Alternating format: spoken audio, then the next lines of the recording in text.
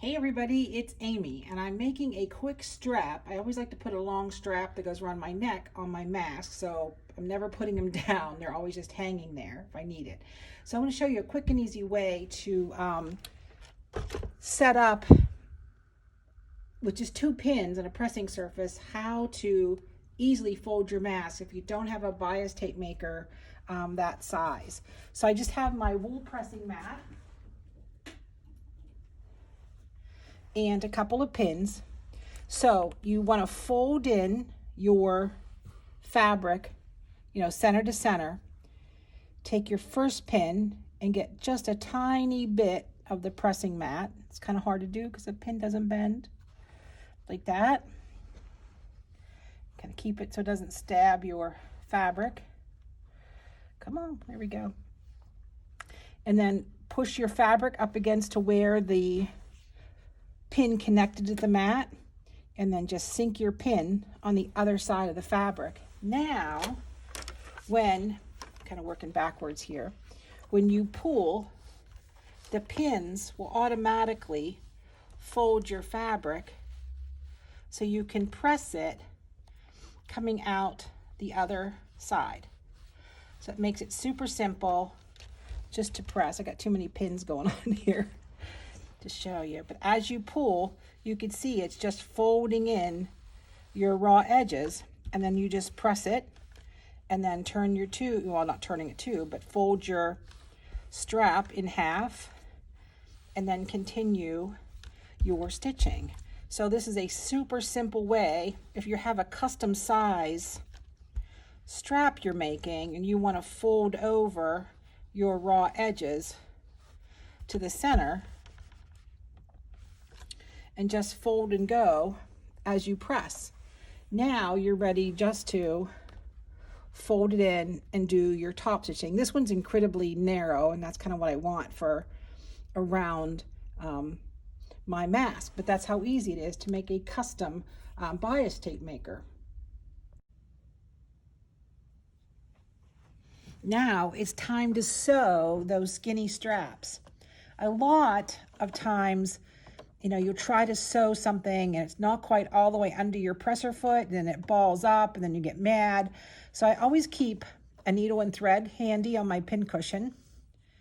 And all I do is just kind of poke my needle through there. That little light helps. Poke it through there. And then I have this tail that I can hold on to. We're going to not use that very end, so it's okay. So once I get it started, I just release my needle and thread and I put it back on my pin cushion.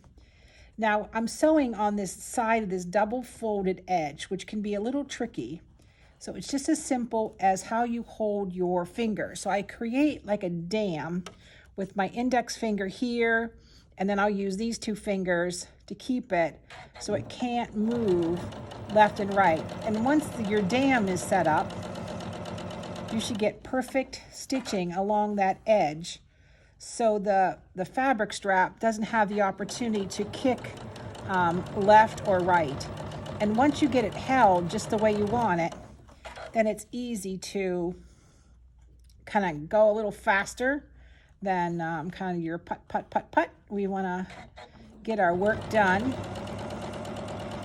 So like I said, just by creating a dam, I can sew pretty close to that folded edge without having any issues. And you want it to be neat, of course, because again, this is hanging around my neck and I don't want it to look sloppy. And if you have one of the automatic presser foot lifts like this, it's a good time to turn it off, right? So it's not, so your fabric is locked down and that foot doesn't lift up every time. So once I get this side done, I'm going to do the exact same thing to the other side. I'm going to create that dam with my fingers. Now it's easier to go faster the second time because I'm not worried about my folds matching up. So we'll do this side and then I'll do the other side real quick.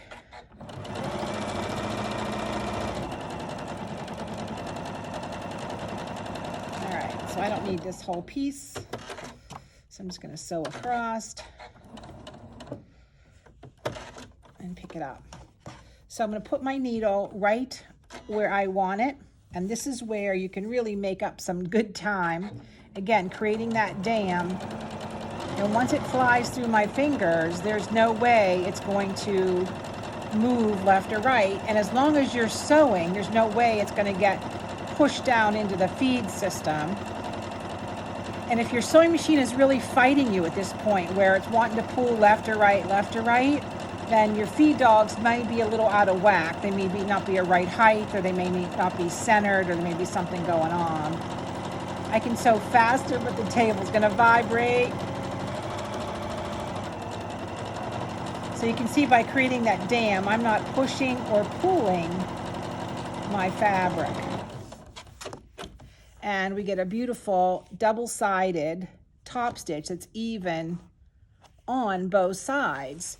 Now I'm going to attach it to my mask, and I'll have a beautiful strap so I never lose my mask again.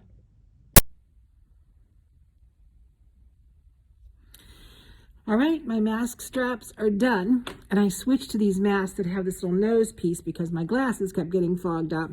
But here's my strap. So it's attached one side with just this little clip on the elastic, and then I just put this little tab on the bottom. So when I take my mask off, especially like in and out of stores or whatever, then the lanyard keeps it attached to me, so I'm not constantly looking, where's my mask, in a pocket, out of my pocket, in my purse. So that's what I do, is those small straps for the lanyard. So keep up your sewing, because the more you know, the more you sew.